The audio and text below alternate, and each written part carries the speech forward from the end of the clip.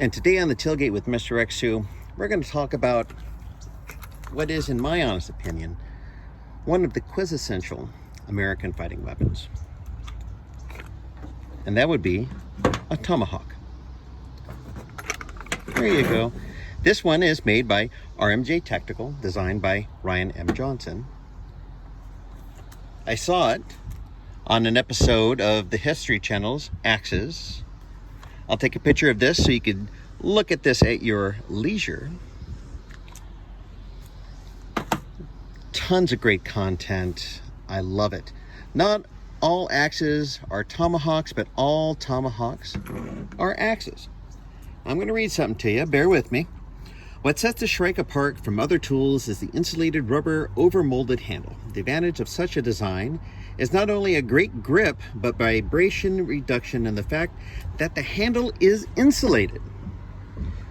The Shrike has been tested to provide insulation up to 2,000 volts. If the tool is being used to chop through a wall and happens to connect with a live electrical wire, a good degree of protection exists from getting electrocuted. The butt end of the grip features a cap that screws off to gain access to a small storage compartment. Now mine, I do believe, I've had this for so long, I don't have any more emails on it. That's how long. So that's 12 to 15 years ago.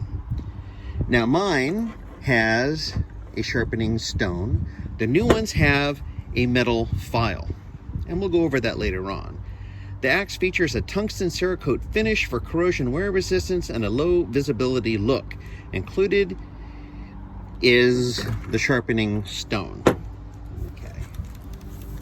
Now, the Kydex sheath here, they don't make them like this anymore.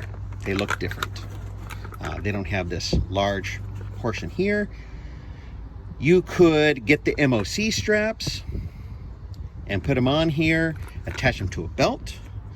You can also utilize them on MOLLE systems, maybe on your rig, you know, your armor rig, or you could stick it on to a rucksack or something along that line. You can wear it over your shoulder like I have it set up here. And it's very, very secure. This is not going anywhere. Zip ties, paracord, MOC straps, anything along that lines, you could use it to attach to your gear. And as you can tell, I've been playing with this and I cut myself. Yay! So, and there you go.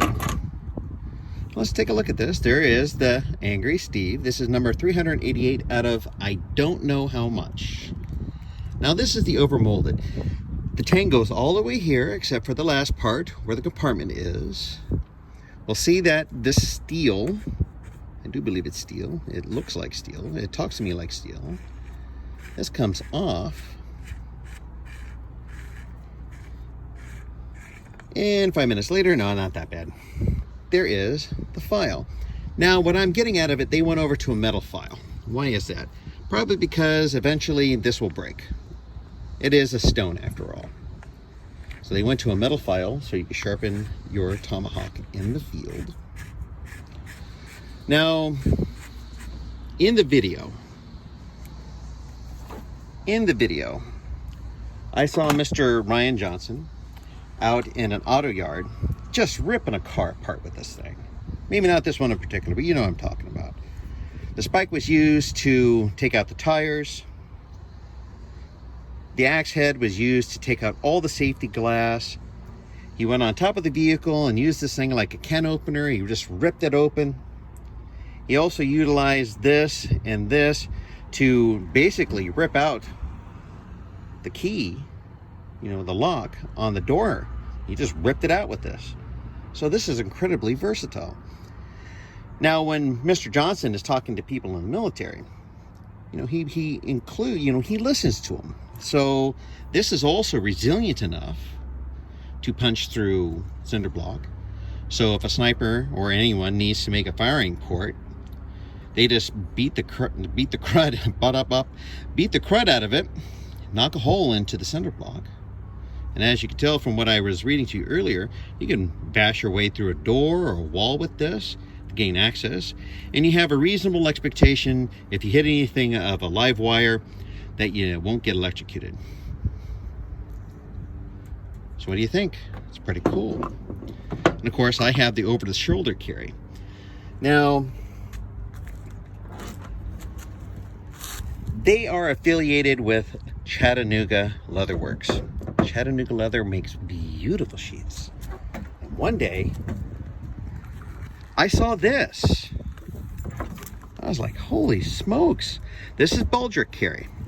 This goes onto your shoulder, an adjustable strap. Snap goes over it. Here is a ferro rod. Needless to say, the Tomahawk is perfect for using this to strike sparks. It does have a little cap here. Now, what could you put in the cap? Well, you can impregnate. You know, you can take a cotton ball, imbue it with some petroleum jelly, shove it into the cap.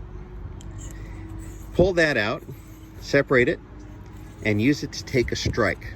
You know, when you strike your sparks on this, and that'll burn really nicely.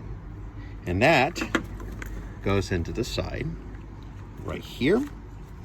And then it goes over, because this is bungee cord, and it secures right there. And what's in here? Well, I have a Sucrets can, at least back in the day. I got mine from EC. You open it up, and it's got a, what is that, a double coated tissue. It's got a bunch of stuff in it. Oh, yeah, look at that. It's a little signal mirror. It's pretty cool. It's got a bunch of really cool stuff just to help start fires and what have you. And that tin goes into this. Now, what I'm going to do for you is I am going to take this. Come on, look at this. There we go. Put this into here. Well, it might help if I, just to let you know, I do all my own stunts. Okay. There we go. Having a rough day today. We're over here on the tailgate today because my neighbors are continually upgrading their house. Power tools galore. So here we go. This is going to go into here. Okay. Now you notice this. See if I can get it over there. There we go. So it's important because we do have sharp edges here. It does have doubled up leather and has a place for it to rest. There we go. There. The snap comes over. This is one of those pull the dots. This only goes on one way. Let me see if I can figure that out real quick.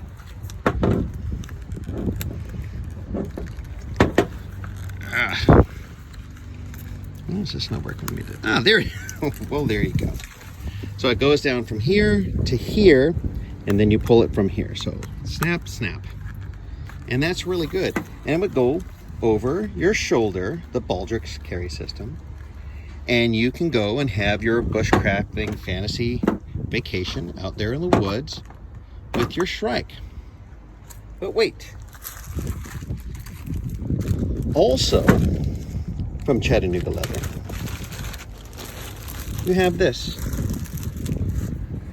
So if you just want to put your Shrike into this, you can. And you're like, well, Mr. Rexu, you know, how am I going to hold it on to my belt? Where am I going to put this? Well, I'm glad you asked. I also got this. That's right. So the axe will go into here and it'll hang down. This is a molly. It'll also go over your belt. Let's see if I can get this off here. Yeah. There we go. So that'll go over your belt and hang off your belt or onto your pack. And like the other ones, we snap here, we snap there. Pretty neat, huh? Now I'm also getting one that has a leather, well, it encapsulates this and it'll go down there. It'll hold it more secure than the dangling. Let me show you here. comes out.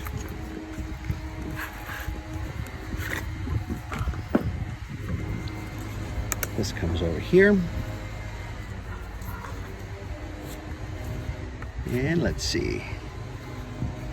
This is actually my first time putting this in here. Haha, that's what she said. Put the snap dot. Make sure that's seated. There we go. And then this will go in here. And that's how it would ride. The other one, we'll grab it up around here, and I'll show that to you later on also. I really like Chattanooga Leather Works. So there you go. Look at all this cool stuff. All kinds of carry options, from leather to kydex, mounted off of a belt. Now, the interesting thing about this, real quick, as I was talking to them, it didn't originally come with this. So I called them up and I talked to one of their main people over at Chattanooga, and they modified it so that we have 2 of these belt retainers, and they took care of it for me. These are all very reasonably priced. I will leave you links to their website. So, thank you for spending some time here today, outside in the great outdoors, with Mr. Rexu. And as always, as we like to say, have a nice day. A link to the other accessories shown today will be found in the descriptions. Thank you.